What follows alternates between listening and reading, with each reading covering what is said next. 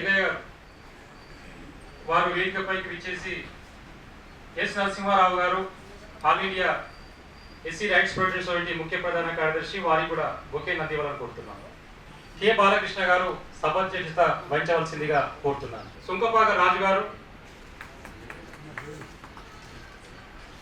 ప్రతాప్ గారు, మన పెద్దలు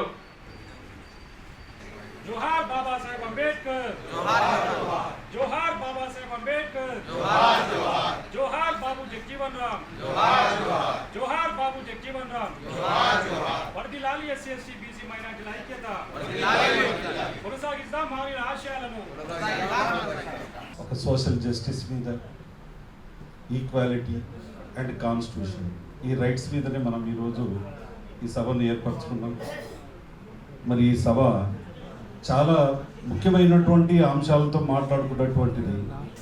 దీంట్లో అన్ని విషయాలు మాట్లాడతాం, కానీ మనము ఆవేశంగా మనకు అర్థమైన దాంట్లో ఆవేశపూరితమైనటువంటి ఆలోచనతో మనము అడుగులేస్తే అది సముచితం కాదు.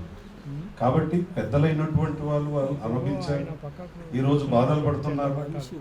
ఈరోజు సమాజంలో మీరు కూడా సమాజంలో ఒక బాధ్యులే, కానీ అందుకన్నా సీనియర్లు కాబట్టి వాళ్ళు ఇంకెక్కువ చూసుంటారు. దాన్ని ఏదో ఒక రకంగా ఏ విధంగా చెప్తే అర్థమవుతున్న భాషలో చెప్తారు. కాబట్టి మనం అర్థం చేసుకొని చాలా ఓర్పుతో, ఎందుకంటే మన దగ్గర ఉన్నది ఒకటే, ఆవేశం ఎక్కువ, ఆలోచన తక్కువ. కాబట్టి ఈ ఆలోచన చేస్తేనే నీకు మంచి మార్గం తెలుస్తుంది. తెలియాలి ప్రతిరోజే మన రాజ్యాంగమే మనకందరికి పవిత్ర గ్రంథమది, ఇది పవిత్ర గ్రంథమది, ఇది బైబుల్ ఖురాను భగవద్గీత కన్నా గొప్పదని, వేద పురాణాదుపనిషత్తులను మించిన గ్రంథమిది, ఇది మించిన గ్రంథమిది, మనుష్య మృగాలకు మనువాదుల మెడలొంచిన గ్రంథమిది, మెడలొంచిన గ్రంథమిది, మనిషిని మనిషిగా చూడాలని బోధించిన గ్రంథమిది, గ్రంథమిది, వంచకులను నిర్దించాలంటూ నేర్పిన గ్రంథమిది. తెలిసింది రోజే, తెలియాలి ప్రతిరోజే, మన రాజ్యాంగమే మనకందరికి పవిత్ర గ్రంథమడి, ఇది పవిత్ర గ్రంథమడి. ఆ రోజు ఉన్న ఏదైతే సానుకూలత ఉందో మన దగ్గర, మనం ఆర్థికంగా బలపడలేము. ఈ రోజు కొందామంటే కోట్ల రూపాయలకు వచ్చింది. ఒక ఇండస్ట్రీ పెడదామంటే మనకు 1 లక్ష రూపాయలు, 10 లక్షలు, 1 కోటి రూపాయలు సంపాదించుకున్నాడు. అది పెట్టాలంటే నీకు 50 కోట్లు, ఇంకా ఒక 70 కోట్లు, 80 కోట్లు కావాలి. ఎట్లా తెస్తాం? ఎందుకు మాకు ఆ స్వేచ్ఛ కనిపించారు? మీరు ఎందుకు రిలాక్సేషన్ ఇవ్వరు? భారత రాజ్యాంగంలో లేవా? ఇప్పుడు నీకు కులాలు తీసేయాలన్నప్పుడు, ఈ కుల వ్యవస్థ ఉండొద్దన్నప్పుడు, నువ్వు ఎప్పుడైతే నువ్వు ఆర్థిక వ్యవస్థను సమానత్వం తీసుకురా, ఈ యొక్క ఇండస్ట్రీస్ ఎవరైతే ఎవరైతే అర్హులు ఉన్నారో వాళ్ళందరికీ కూడా ఇండస్ట్రీస్ మీరు కల్పించండి, ఆర్థిక సమానత్వం తీసుకురండి, మాకు లోన్లు ఇవ్వండి, అన్ని ఇవ్వండి. ఈరోజు ఎంతో మంది కోట్ల రూపాయలు ముంచుతున్నారు. ఆలకన మేము తక్కువనా? మేము ఈ వేదిక నుంచి అడుగుతున్నాం. కాబట్టి ఈ న్యాయం ఇదే ఫస్ట్ కాదు, ఇదే ఆఖరి కాదు. మనము మొదట్లో మన ఐఏఎస్ ఆఫీసర్లందరూ కూడా ఒకటే కోరారు, ఏమని? మా సభాధ్యక్షులు కూడా కోరారు, ఏమని? ఈ వేదిక బయట కూడా నిలబడాలి, అంత జనం రావాలి. కాబట్టి మనము ఒకరిని 10 మంది కాదు, ఒక 50 మందిగా తీసుకురావాలి. నా పుట్టుక, నా చావు, నా భవిష్యత్తు అంతా బీజేపీతో ముడిపడి ఉంది. అట్లాంటి బీజేపీలో నేను ఒక సామాన్యమైనటువంటి కార్యకర్తగా గత 40 ఏళ్ల నుంచి చూస్తున్న భారతీయ జనతా పార్టీలో బంగారుగా లక్ష్మణ్ గారి నాయకత్వంలో పనిచేస్తున్నటువంటి, వారి శిష్యరికంలో ఉంటూ చూసుకుంటూ వస్తున్నటువంటి ఈ సామాజిక న్యాయ కోణాన్ని పరిశీలించిన క్రమంలో వారి జరిగిందేందో మనకు అందరికీ తెలుసు. కానీ ఎస్సీలకు ఎందుకు రాష్ట్ర అధ్యక్ష బాధ్యతలు ఇవ్వరు అనేది ఇది ఇక్కడ కూర్చున్న వాళ్ళ యొక్క మనోవేదన మాత్రమే కాదు, లక్షలాది మంది యొక్క షెడ్యూల్డ్ క్యాస్ట్కి సంబంధించినటువంటి వాళ్ళ యొక్క మనోవేదన, ఆవేదన, ఆక్రందన. మాకెందుకు ఇవ్వరు అని అడుగుతున్నారు. మేము జనాల్లో తిరుగుతుంటే ఎవరికంటే మేము తీసిపోయినాం, దేనికంటే తీసిపోయినాం అని ఒక వాళ్ళు ఆక్రోశం చూస్తే పట్టలేకపోతున్నాం. దళితులంటే బొగ్గు ముక్కలు కాదు, దళితులంటే బొగ్గు ముక్కలు కాదు, దళితులంటే నిప్పు రవ్వలు, దళితులంటే బగ్గున మండుతున్న నిప్పు రవ్వలు. ఈరోజు ఇక్కడ మొదలైనటువంటి ఈ నిప్పు రవ్వ జ్వాలా రూపంలో రాష్ట్ర వ్యాప్తంగా జ్వలించి వేస్తుంది, అంతరంగాల్ని మదించి వేస్తుంది, మరి ఆలోచింపజేస్తుంది. అలాంటి ఈ కార్యక్రమానికి ఇక్కడ కూర్చున్నటువంటి మాన్యులందరూ, అక్కడ ఉన్నటువంటి పెద్దలందరూ ఒక శ్రీకారం చుట్టిరు. ఇది ఈరోజు కేవలం చిన్న బీజం మాత్రమే, ఇది మహావృక్షంగా అయి అన్ని పార్టీల్లో ఈ యొక్క ఆలోచన విస్తరింపజేస్తుందని గవర్నరు, ముఖ్యమంత్రి, మంత్రి మండలి, ఎమ్మెల్యేలు వాళ్ళ ఎన్నిక వాళ్ళ జీవన విధానం గురించి చెప్తుంది. మరి ఈ రాజ్యాంగంలో ఉండబడే ఈ ఆర్టికల్స్ ప్రొటెక్ట్ చేస్తున్న మన ఆర్టికల్స్ ఏవైతే ఉన్నాయో వాటిని మనం కాపాడుకోవడానికి రాజకీయ చైతన్యం ఎలా కావాలనే అంశాలను మనం పరిశీలించుకోవాల్సిన అవసరం ఉంది. ఈ రాజకీయ అంశాలను పరిశీలించుకున్నప్పుడు ఇక్కడ బీజేపీలో ఉన్నామా, కాంగ్రెస్లో ఉన్నామా, టీడీపీలో ఉన్నామా, టీఆర్ఎస్లో ఉన్నామా, కమ్యూనిస్ట్ పార్టీలో ఉన్నామా అనేది కాదు. ఆ పార్టీలో మన జాతుల ఉనికిని ఎట్లా ప్రొటెక్ట్ చేస్తున్నాయి, ఆ పార్టీల ద్వారా మన షెడ్యూల్ కాస్ట్ కానీ షెడ్యూల్ సంబంధించిన రాజకీయ నిర్ణయాలు, చైతన్యపరమైన అవకాశాలు కల్పించడంలో, వ్యాపార రంగంలో మన బాధ్యతను కల్పించడంలో, ఎమ్మెల్యే ఎంపీ పోస్టులలో మనకిచ్చే టికెట్లలో, లేదా ఎమ్మెల్సీలుగా, లేదా చాలా ముఖ్యమైనవి ఆ రాష్ట్రంలో కానీ దేశంలో ఉండబడే కార్పొరేషన్ చైర్మన్ అండ్ మెంబర్స్ సంబంధించిన పోస్టులలో మన వాళ్ళ పాత్ర ఏంది, మనల్ని ఎలా నియమిస్తున్నారు, అందులో మనకు ఎందుకు అర్హత లేదు. మొన్న రాష్ట్ర ప్రభుత్వం నియమించిన 37 మందిలో ఎస్సీ కార్పొరేషన్ మాత్రమే ఎస్సీని చైర్మన్గా చేశాడు, ఎస్టీలను 3 చేశాడు, ఎస్సీ ఒక్కడు, మిగతా అన్ని రెడ్డి కులాలు, వెలమ కులాలు, బీసీ కులాలకు ఇవ్వడం జరిగింది. ఆ బీసీలలో కూడా 4-5 మాత్రమే ఇచ్చాడు. మరి 37లో భారత రాజ్యాంగంలో ఉన్న ఆర్టికల్స్ మనం ప్రొటెక్ట్ చేసినప్పుడు, ఆర్టికల్ 17 మనకు రిజర్వేషన్ కల్పించినప్పుడు, ఆర్టికల్ 16 మనకు సమాన అవకాశాలు కల్పిస్తున్నప్పుడు, మరి రాజ్యాంగ ప్రతిపత్తి కలిగిన భారత లేదా రాష్ట్ర ప్రభుత్వ పాలన ఉండబడే చైర్మన్ పోస్టులలో మనకు సమాన అవకాశాలు ఎందుకు ఇవ్వడం లేవు? భారత రాజ్యాంగం ఉంది ఉంది ఉంది అని మొత్తుకుంటున్నాము ఇప్పటిదాకా మన నాగేశ్వర పాట పాడినట్టుగా. కానీ ఆ రాజ్యాంగం ఇస్తున్న అవకాశాలను సద్వినియోగించుకోవడానికి ఆయా పార్టీలో ఉండబడే షెడ్యూల్ కాస్ట్కు సంబంధించిన ప్రజలను చైతన్యం చేయడానికి మనం ఎందుకు పాత్ర పోషిస్తలేదు? ఇప్పుడు నాకు ఏం మాట్లాడాలని అర్థం కావాలి. ఎందుకంటే టెక్నికల్గా సమానత్వం లేదు అని చెప్పడానికి లేదు, వచ్చిన సమస్య. ఎస్సీ ఎస్టీలకి సమానత్వం లేదు అనడానికి లేదు. ఎందుకంటే ఎస్సీ ఎస్టీలకి నంబర్లలో సమానత్వం చూపించడం వల్ల ప్రతి పార్టీకి ఒక ప్రయోజనం నెరవేరుతుంది. ఎందుకంటే ఆ పార్టీకి వీళ్ళు మెజారిటీని సంపాదించి పెట్టేవాళ్ళు మాత్రమే అవుతారు. దానివల్ల వాళ్ళు ప్రభుత్వాన్ని ఏర్పాటు చేసుకోగలుగుతారు. ఇప్పుడు బాలకృష్ణ గారు చెప్పిన దానిలో అది అక్షర సత్యం. అంటే ఏంటి? సమానత్వం లేదు అనేది పైకి కనపడేది కాదు, అంతర్గతంగా జరుగుతుంది. ఆ అంతర్గత జరుగుతున్న దానికి మన రాజ్యాంగంలో మూలాలు లేవు. కానీ ఆ రాజ్యాంగం చెప్తున్నది మొత్తం స్పష్టంగా ఏంటంటే సామాజిక న్యాయము, రాజకీయ న్యాయము, అదే రకంగా ఆర్థిక న్యాయం అని చెప్పి వాస్తవానికి మన రాజ్యాంగంలో ఏవైతే మనం పోరాడగలిగే శక్తినివ్వాలనో అవి రాజ్యాంగం టెక్స్ట్లో లేవు. అవన్నీ ప్రియాంబుల్లో ఉన్నాయి. దేనిలోనైతే నువ్వు పోరాడడానికి ప్రయత్నం చేయగలుగుతావో వాటిని నియంత్రించడానికి సంబంధించినంత టెక్స్ట్లో ఉంది.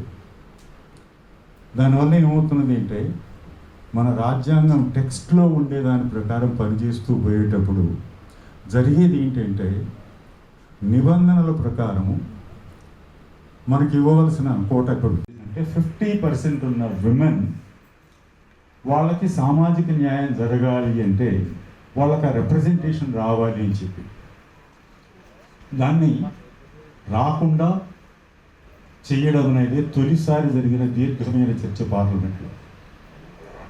ఆ తర్వాత రకరకాల యాక్ట్స్ వచ్చాయి. కానీ 50% మందిని అడుక్కునే వాళ్ళుగా చేయడం అనేది అంటే అంతకుముందు 22% మీకు ఇవ్వడానికి ఇస్తాం, కానీ వీళ్ళెవరు కూడా మళ్ళీ నాయకులుగా ఎదక్కపోవడానికి ఒకే ఒక కారణం ఏంటంటే వీళ్ళ జాతి సమస్య మాట్లాడినట్లయితే రెండోసారి వాళ్ళకి టికెట్ ఇవ్వడం అనేది జరగడం లేదు. అందుకని ఈ కులాల్లో ఎక్కడ కూడా రాజకీయ కుటుంబాలు లేవు. మీరు కావాలంటే చూడండి, రాజకీయ కుటుంబాలు ఇక్కడ ఉండకూడదు అని చెప్పి అర్థం. రాజకీయ కుటుంబాలు వీళ్ళ దగ్గర నుంచి రాకూడదు అంటే మన సూత్రాలు అనేవి న్యాయం గురించి మాట్లాడతాయి, వాటి వివరణలన్నీ అన్యాయానికి దారితీస్తాయి. ఇప్పుడు మన దగ్గర జరుగుతున్నది అదే. మన సూత్రాలన్నీ చాలా నీతివంతంగానే ఉంటాయి. మన సూత్రాలన్నీ న్యాయము ధర్మము వీటిని గురించే మాట్లాడతాయి. వాటి ఆచరణ దగ్గరికి వచ్చేటప్పటికి పైకి కనిపించేటట్టుగా ఉంటుంది న్యాయం అనేది. కానీ అంతర్గతంగా చూస్తే ఎవరికి దక్కాలో వాళ్ళకి దక్కకుండా పోవడము, వాళ్ళు ఎవరైనా కానీ దాని గురించి మాట్లాడినట్టయితే గట్టిగా మాట్లాడినట్లయితే నెక్స్ట్ టైం అదే కమ్యూనిటీలో మీకు ఇంకొకరిని పోటీ తీసుకొని వస్తారు. సో న్యాచురల్లీ ఏమవుతుంది, టెక్నికల్గా చూసే వాళ్ళకి మీ కమ్యూనిటీలో ఇచ్చారు కదండి అని అన్నప్పుడు మీరే చీలిపోవడానికి కారణంగా చూపించబడుతున్నారు. మీ అంతటి మీరు చీలిపోవడం లేదు. మీరు చీలిపోయేటట్టుగా చేసిన దానివల్ల జరిగేది ఏంటంటే ఎప్పటికీ కూడా ఇన్ని పార్టీల్లోకి వెళ్ళిన తర్వాత ప్రతి పార్టీకంటూ దాని నిబంధనలు ఉంటాయి, దాన్ని కాదనడానికి లేదు. అందువల్ల ఏంటి, వీళ్ళు ఎవరు మాట్లాడిన మొట్టమొదటి చేసేసి పార్టీ ఏం చెప్తుందో దాని ప్రకారమే అందరూ ఉండాలి అంటే ఎస్సీ ఎస్టీలతో సహా, విమెన్ ఉంటే విమెన్తో సహా, మైనారిటీలు ఉంటే మైనారిటీలతో సహా, బీసీలు ఉంటే బీసీలతో సహా అందరూ కూడా పార్టీ నిర్ణయాలకి కట్టుబడి ఉండాలి అనేది. అట్లా కాకుండా ఎవరైనా మాట్లాడినట్లయితే జరుగుతున్నది ఏంటి, నెక్స్ట్ ఎలక్షన్లో వేరే వాళ్ళకి ఇవ్వడం జరుగుతుంది. దాన్ని బయట నుంచి చూసే వాళ్ళకి చెప్తారు, వాళ్ళ కమ్యూనిటీలోనే ఇచ్చాం కదండి. రాజ్యాంగం ద్వారా ఆయన ఒక్కంది. ఆయన పోరాటం తర్వాత మనం అంతా ఏం ఆలోచిస్తున్నామంటే ఎవరు ఎందుకు వినాలి, ఎవరికెవరు, అది కాదు.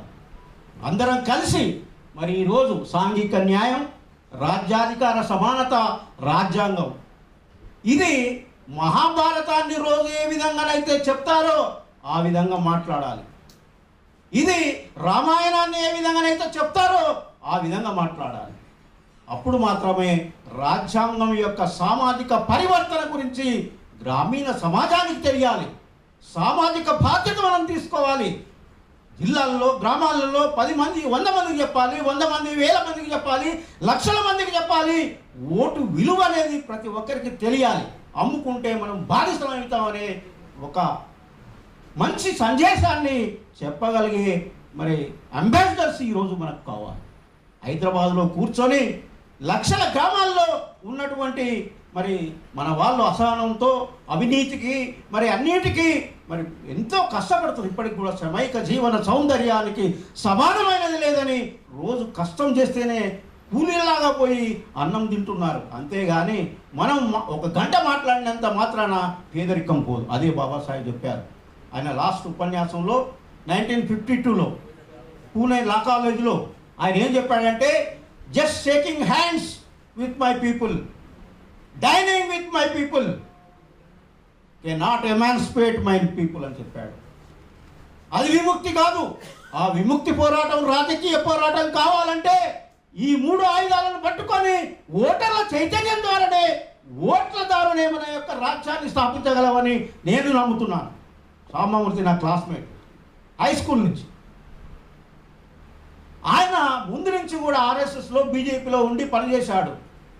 వాజ్పేయి ప్రధానమంత్రిగా ఉన్నప్పుడు ఆయన నల్లగొండ మరి మున్సిపల్ కౌన్సిల్ చైర్మన్గా ఉన్నాడు.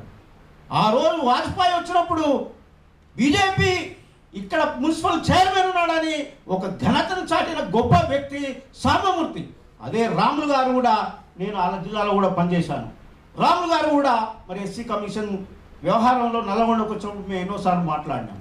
నేనేమంటున్నానంటే, మనము ఒక నిర్దేశించినటువంటి ప్రణాళికను రూపొందించుకో. మనం ఒకటి కోరుతున్నాం. ఏం కోరుతున్నాం అంటే, అయ్యా మీరందరూ కూడా మీ సామాజిక వర్గంలో కమ్మలో ఉన్నవాళ్ళు, రెడ్లు ఉన్నవాళ్ళు, వెల్మలో ఉన్నవాళ్ళు, బీసీలో ఉన్నవాళ్ళు, మీరు మీ యొక్క సామాజిక వర్గంలో మీరు బాగానే విద్యాపరంగా కానీ, ఉద్యోగపరంగా కానీ, వ్యాపారపరంగా కానీ, రాజకీయ పరంగా కానీ మంచి స్థానాల్లో ఉన్నారు. మేము దాన్ని చూసి మేము సంతోషిస్తున్నాం. కానీ మేము మీ మీద ఈర్ష్యలు, అసూయ, ద్వేష పక్షకారం లేదు. మేము ఒకటే కోరుతున్నాం ఏంటంటే, ఈ దేశంలో సాంఘిక న్యాయం జరగాలని, సామాజిక న్యాయం జరగాలంటే మేము ఒకటే కోరుతున్నాం. మీ పార్టీలో చాలామంది చాలా రకాల పదవులు ఇచ్చారు. మీరు కిషన్ రెడ్డి గారికి ఇచ్చారు, బండి సంజయ్ గారికి ఇచ్చారు, అదే రకంగా అరవింద్ గారికి కూడా వచ్చినటువంటి వాళ్ళకు కూడా ఎంపీ పదవి ఇచ్చారు. మేము వాళ్ళు ఇచ్చిన అంటలేము. డి కరుణ గారు గెలిచారు, సంతోషం. ఇప్పుడు మేమేమంటున్నామంటే, మీరు అందరూ కూడా పదవులు అనుభవించారు. ఇప్పుడు ఈ సామాజిక వర్గంలో ఉన్న వాళ్ళు ఒక్కరికి కూడా ఒక అవకాశం ఇస్తలేరు. కారణం ఏమిటి? బీజేపీ పార్టీలో వాళ్ళని కూడా ఒక మనుషులుగా గుర్తించాలి, వాళ్ళకు కూడా ఒక సమానమైన హక్కులు కల్పించాలి, పార్టీ నిర్మాణంలో వాళ్ళని ఉంచాలని మేము పోరాటం చేస్తున్నాం. మేము నిలబడుతుంది మీ వెనుక, మిమ్మల్ని మా వెనుక రమ్మని ఇక్కడ అడుగుతలేదు. మేము మీకోసం, మీ హక్కుల కోసం, not only BJP, Congress, CPM, CPI, BSP, జాతీయ పార్టీలు ఏదైతున్నాయో అన్ని పార్టీల లోపల కూడా దళితులను ఒక వ్యక్తులుగా, ఒక మనుషులుగా, మరి ఎంతోమంది విజ్ఞానవంతులు, మేధస్సంపన్నులు ఉన్నారు, వాళ్ళని గుర్తించండి అనేది మేము ఈ సభా వేదిక ద్వారా ఒక మెసేజ్ తీసుకుపోతున్నాం. మిత్రులారా, సమానత్వం అంటే అన్ని వర్గాల వారికి, అన్ని కులాల వారికి అందరికీ సమానంగా పదవులు ఇవ్వాలి. అందులో సీనియర్ ఎవరు, జూనియర్ ఎవరు, ఈ పార్టీని అంటిపెట్టుకున్నటువంటి వాళ్ళు ఎవరు, వాళ్ళకు సమాన గౌరవం ఇవ్వాల్సిన అవసరం ఉంది. కానీ అది జరగట్లేదు. బీజేపీలో జరగట్లేదు, కాంగ్రెస్ పార్టీలో కూడా అంతంత మాత్రమే జరుగుతుంది, ఇంకా వేరే పార్టీలో కూడా అంతంత మాత్రమే. బీజేపీలో ఎందుకు అటువంటి అసమానతలు జరుగుతూ ఉన్నాయి? ప్రధానమంత్రి ఏమంటాడు, కేంద్ర మంత్రులు ఏమంటారు? మేము సమానత్వం, మా పార్టీ సమానత్వంగా చూస్తున్న అందరికీ, మా దగ్గర భేదభావాలు లేవు, ఇది వేరే పార్టీ అనవసరంగా హిందూ పార్టీ బదనాం చేస్తున్నాయి. కానీ బీజేపీ మేము సమానంగా చూస్తున్నాం అందరికీ. ఎక్కడుందిరా బాబు అని ప్రశ్నిస్తూ ఉంది. ప్రశ్నించడానికి వాళ్ళందరం సమాజమే. మీరు కనుక సమానత్వం పాటిస్తే మరి మీ బీజేపీ పార్టీలో మాకు ఉన్నతమైనటువంటి పదవులు ఎక్కడున్నాయి? మాకు ఎమ్మెల్యే టికెట్ ఇచ్చిరా, మొన్న ఎమ్మెల్సీగా అయితే నామినేట్ చేస్తారా, అది చేసిర్రా? పార్లమెంట్ సభ్యునికి ఇచ్చిర్రా? పోటీ చేయమని ఎంతమంది మా మాదిగ సోదరులకు ఒక్కోరికి ఇవ్వలేదు. నా మాదిగ జాతి సోదరులకు ఒక్క ఎంపీ టికెట్ పోటీ చేయమని ఇవ్వలేదండి. That is the great challenge of BJP Telangana state. ఒక్క మాదిగ సోదరునికి నువ్వు ఈ టికెట్ ఇస్తున్నాం, ఈ వరంగల్ కానీ, నాగర్ కర్నూలు కానీ, మరొకటి కానీ పోటీ చేయమని ఒక్క సోదరునికి ఇవ్వలేదు. మందబలం, డబ్బు బలం, అంగబలం, అన్ని బలం ఉన్న వాళ్ళకు మీరు ఎంపీసీ టికెట్లు ఇస్తున్నారు. మా భార్య పిల్లలు కోపమవుతున్నారు, నీ పార్టీలో నీ గౌరవం ఏముంది? మా చుట్టాలు తిరుగుతున్నారు, నీకు ఏం గౌరవం ఇస్తుంది పార్టీ అని. మా సంఘాలు తిరుగుతున్నాయి, అదే సంఘాలు అడుగుతున్నాయి, అరే నువ్వు బీజేపీ పార్టీలో ఇన్నేళ్ళ సంఘం ఏముందన్నా నీకంటే సఫాయి కర్మచారి.